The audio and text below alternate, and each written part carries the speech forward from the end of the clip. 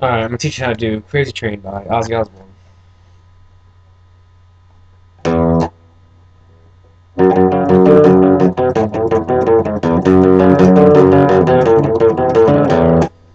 Alright, this is a little advanced. I'll show you two ways to do it. The first, put your index finger on the second fret of the E and your pinky on the fourth fret of the A.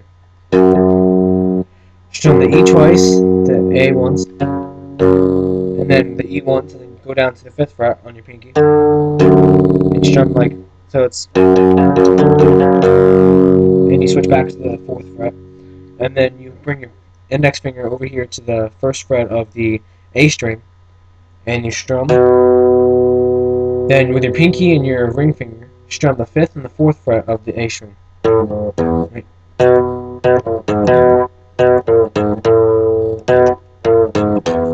So it goes 5, 4, 2, 5, 4, 5, 2, 5, 4, open. And then repeat the same pattern.